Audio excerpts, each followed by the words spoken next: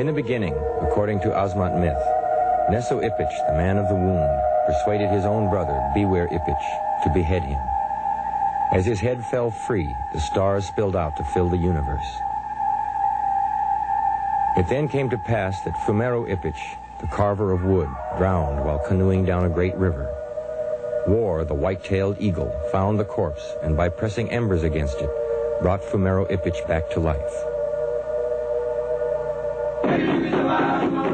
Reborn, he built a great lodge.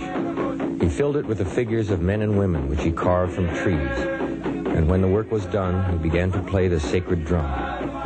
Slowly, the wood became flesh, and the figures became living men and women. The Asmat explain creation and their own origins through legends and myths such as these. Like people everywhere, they feel a need to understand the workings of the world. Grasping the ungraspable and taming the supernatural is a matter which falls into the realm of religion. This is a case study of how magic and religion play a crucial role in helping a jungle-bound people cope with the eternal fears of existence. To understand the Asmat's religious view of the world, it's necessary to understand the environment and the culture in which they live.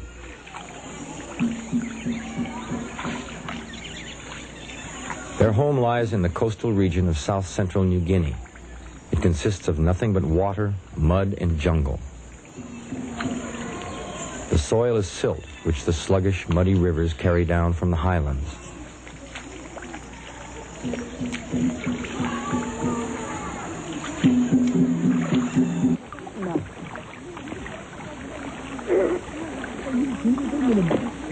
The only material with which to build homes and manufacture weapons, tools, and canoes is the stuff of the jungle itself.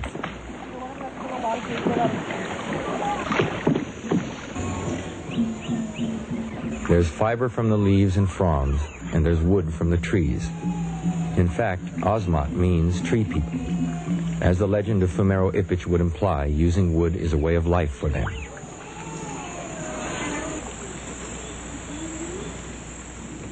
The Asmat hunt for food, but they also have hunted the heads and eaten the flesh of their neighbors for centuries.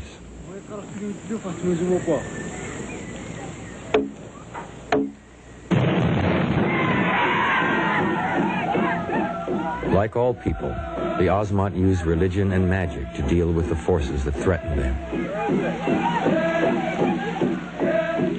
Ritual is the visible expression of religious thought, and it gives a sense of control over unpredictable events. This is a ritual which addresses the mysteries of death. The Asmat assume that one spirit simply leaves the body and lives on forever. But once free of its flesh, a spirit loiters in the village.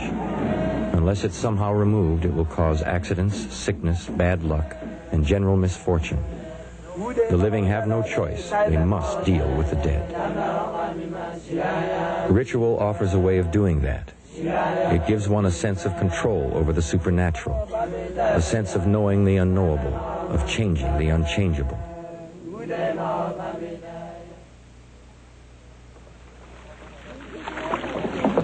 The ceremony, called Bis, begins with a journey into the jungle in search of a sacred pole which only the mangrove tree can yield.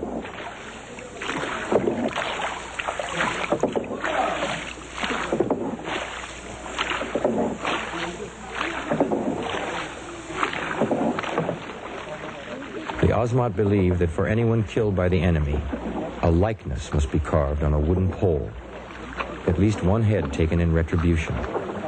Only then is the spirit free to pass to Safan, the realm of the dead.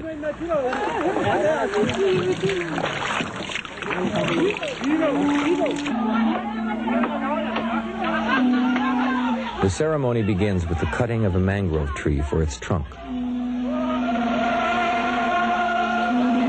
Only the best warriors dare wield the axe, because the tree has a spirit which is the same as the headhunters. While the warrior chops, he sings the names of all his victims in order to intimidate the tree spirit. Like a headhunter's kill, the butchered tree is ferried home. The reed spirits are especially malicious and must be kept back. While the canoes glide through the swamp, a shaman leads the men in the song of the paddle to guarantee safe passage among the forest spirits.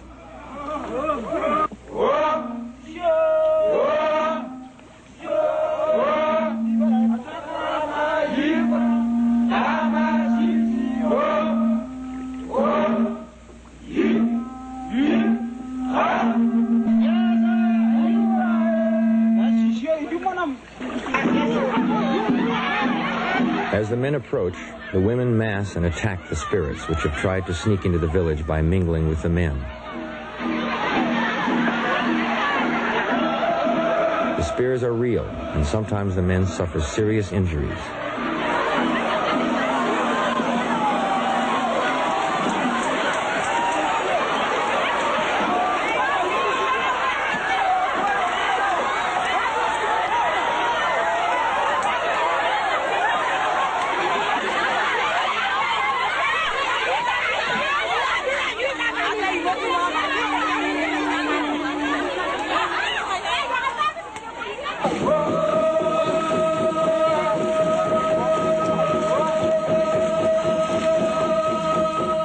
The poles are placed before the men's lodge, the center of social as well as religious activity.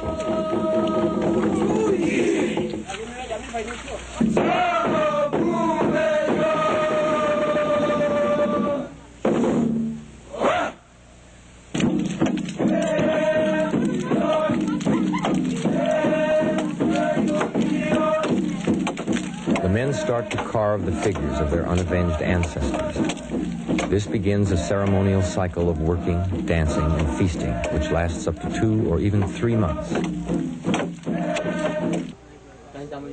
The Asmat accord high honor to the artists, like a gopi, but cannibalism and the taking of heads permeates Asmat culture. Success as a warrior is the primary measure of prestige and power. No man is above this attitude, and a gopi discusses his marks of courage with real pride. Dan siapa bikin itu? Siapa? Tetato Basim. Basim. Basim aman Yakuman. Api besar. Ini sudah. Sudah. Sudah.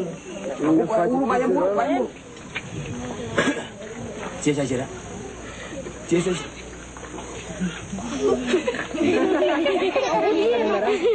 Tapi jiwa kemana pergi? Ini.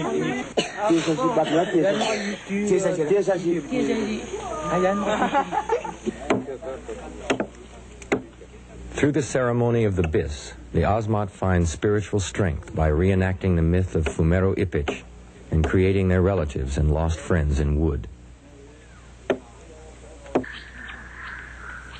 This religious view of trees goes far beyond using wood for the ancestral carvings.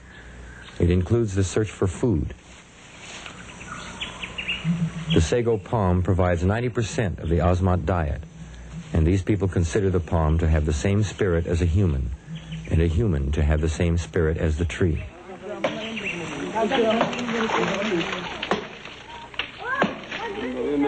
The spirit of the sago is, therefore, the spirit of a headhunter, and the palm must be harvested by attacking it.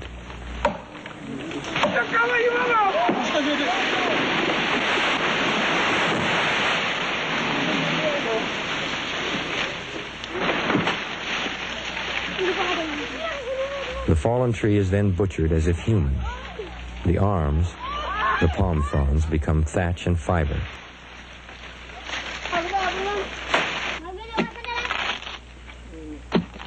The stomach, the trunk's interior, is cut away and the bowels exposed. The core is pounded and water poured over the pulp to leach out the starch.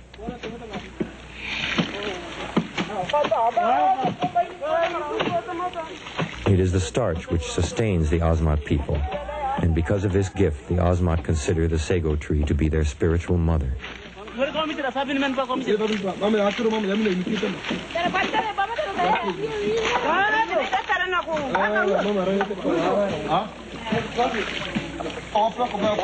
starch hardens and can be broken into manageable chunks for transport back to the village.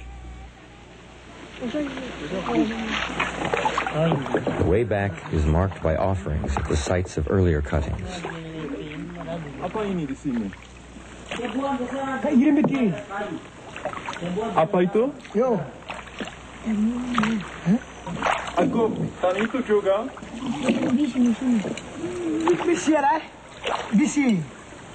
Dari sana datang itu bis. Yo. Teman dia. Gitu mah. Nanti saya sebut.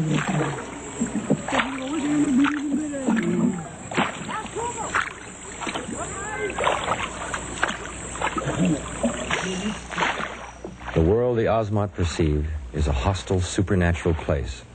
They deal with it by relying on magic.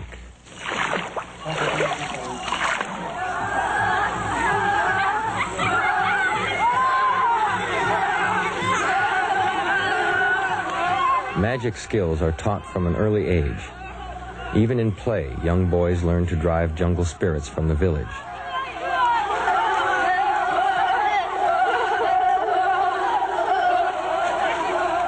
At the same time, the magical game sharpens the skills they will later use in hunting heads.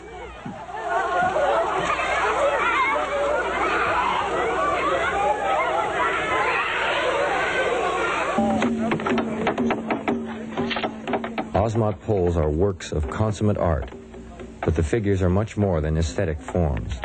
Every motif, every design holds religious significance, and this places the carver in a position of religious and psychological power. The finest carvers are known as wo, and they comprise a tiny class of highly talented artists.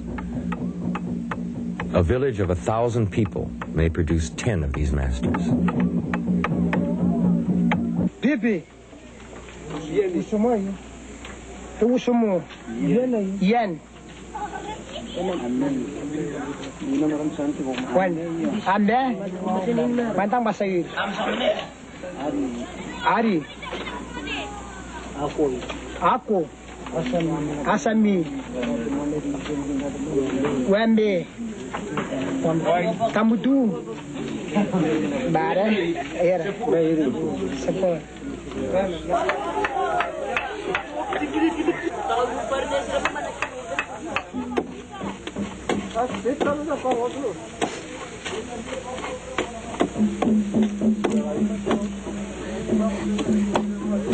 As the figures gain form and refinement, the spirits of the dead grow inside.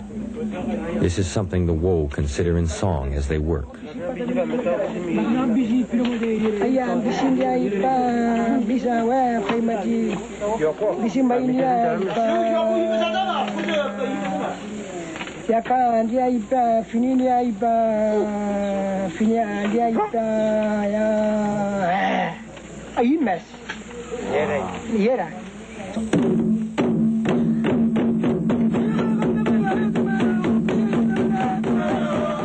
Like Fumero Ipich himself, a shaman drums the spirits into their wooden forms.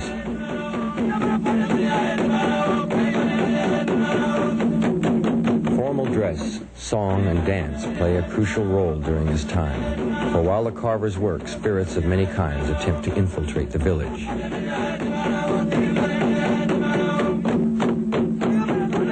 Dancing is actually an attack on the enemy spirits. The costumes represent the aspects of plants and animals which the headhunters admire. The headdress, for instance, is the palm, which has the headhunter's fierce spirit.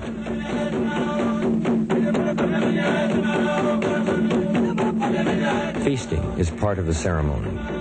The grubs of the Capricorn beetle are raised in sago logs, especially for the occasion, and are considered the choicest of all ceremonial foods. They represent the offspring of the sago mother.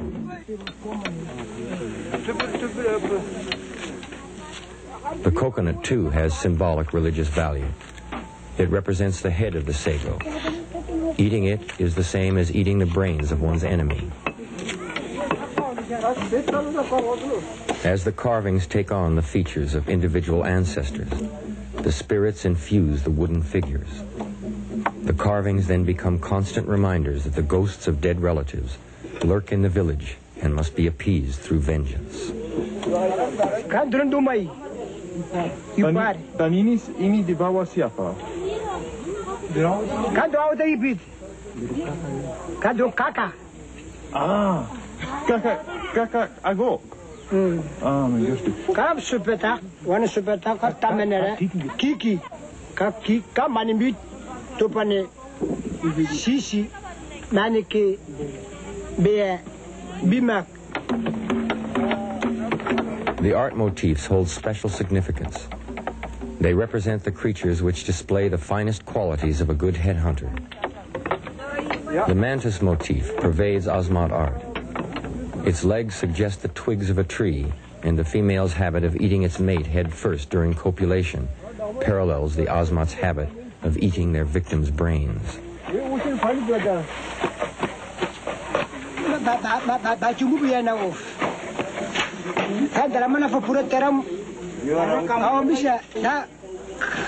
Kaburi fa uniform.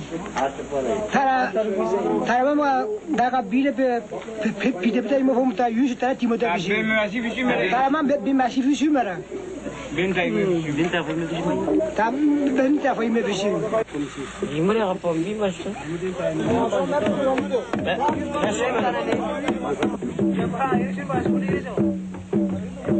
As the carving nears completion, the men prepare themselves for the final ceremony, the war with the spirits. They don their most awesome symbols of headhunting skill. The nosepiece, the tusks of the wild boar, a creature the Asmat fear and therefore respect.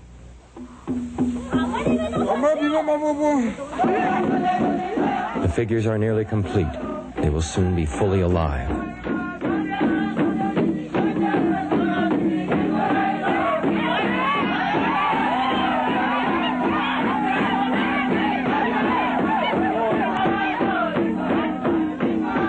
Tension mounts.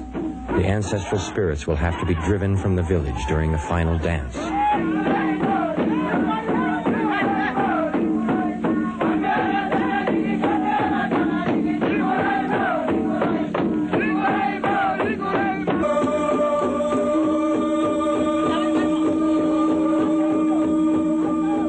Each night, the poles must be taken inside the men's lodge and covered with palm fronds. This prevents the spirits from escaping and causing mischief.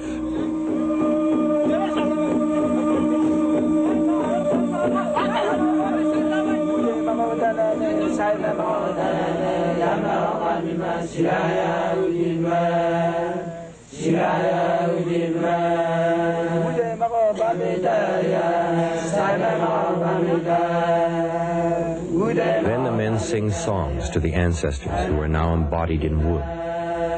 Tomorrow they will have to be driven out of the village. But the ceremony cannot come full cycle. The modern world has arrived in New Guinea.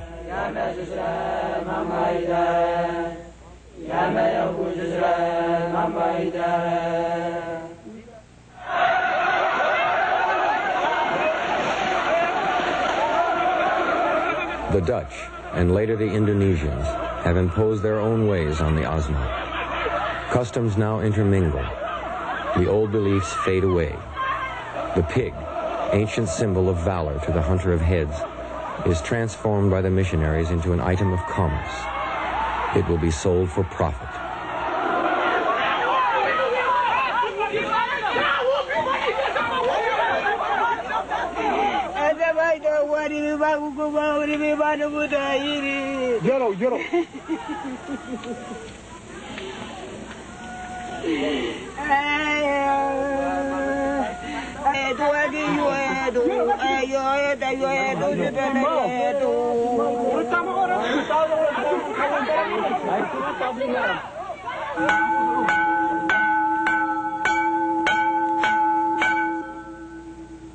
The modern world spreads its religion, its culture.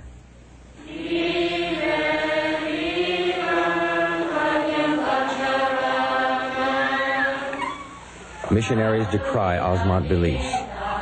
No longer should Asmat carve men and drum life into them. No longer should Asmat take heads.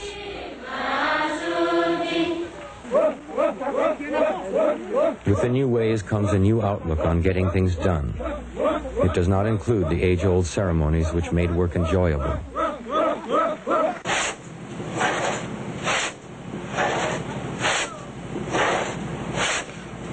The Asmat are now encouraged to work for wages, and money comes between sacred belief and ceremonial labor. Itu, satu, dua, tiga, empat, lima. Itu kamu punya gaji. Dan terima tembakau. Dua. Dan itu uang kembali. Nah, itu uang sisa. Mau apa? Itu tas koper. Hah? Tas koper. Tas koper? Tas koper itu. Ya, itu besar sekali. Koper ini. Ja, begitu. Dan sekarang datu fake, kan? Datu fake? Iya. Bayar penyanyi macam. Nah, tu yang ada nak kiri. Esok saya mana benar? Hei, iya. Bahasa bayar penyanyi macam ni. Guru itu bayar mana? Iya, iya mana lagi macam.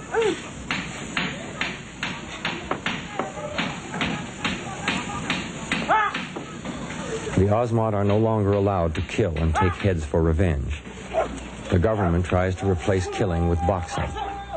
But preventing the Asmat from warring also prevents them from obeying their religious beliefs.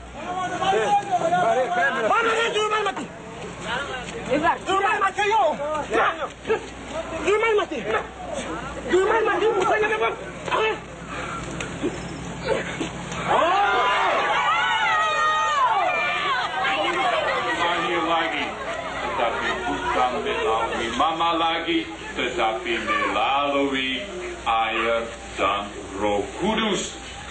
Itu sakramen permandian, kita sudah tahu itu.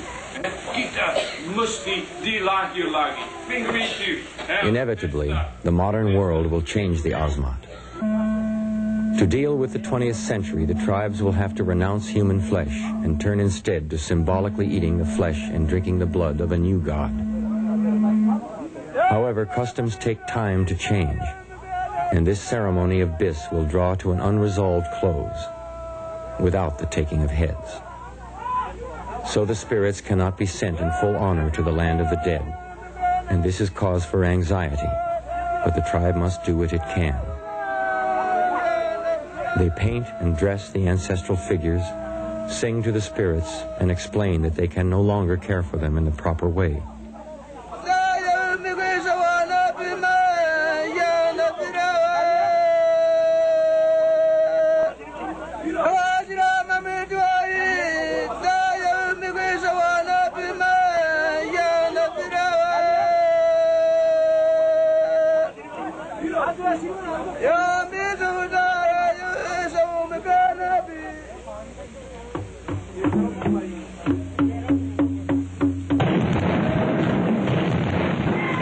The morning arrives threatening and wet, but the ceremony must begin. The poles are carried with their cargo of spirits to a spot near the river, the route the ancestors will take to Safan, across the sea and above the heavens. The poles are raised in final tribute.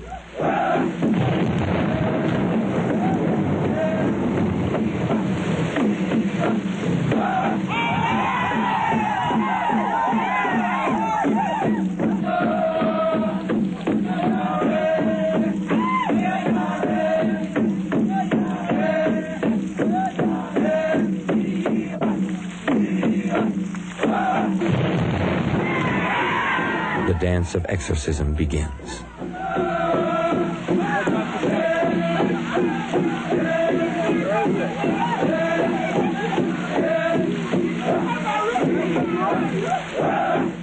To the Asmat, the taking of a human head is the ultimate religious act, for it reenacts the myth of Neso-Ipich. When a warrior severs the neck and the head tumbles from the body of his enemy, the blood spills out like the galaxies and the universe is recreated, and an ancestor is released from bondage in the land of the living.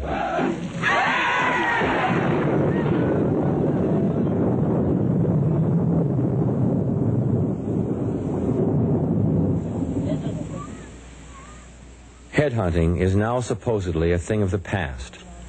No longer can these people practice all aspects of their traditional religion. That religion, and its accompanying rituals and magic supported and dramatized a whole complex mythology and culture. It expressed and reinforced an all-inclusive worldview. But oil has been discovered under the swamps, and lumbermen slash through the forests, cutting into the trees with snarling mechanized saws. As the trees fall, so fall the spirits, the very essence of the Asmat people. How Asmat religion and culture will adapt, what new view of the cosmos, of creation, and of death they will come to remains to be seen. Their dilemma is revealed best, perhaps, with tobacco, a foreign plant to which the Asmat have become completely addicted. Unlike their plants, its use is entirely profane. It has no spiritual or social significance.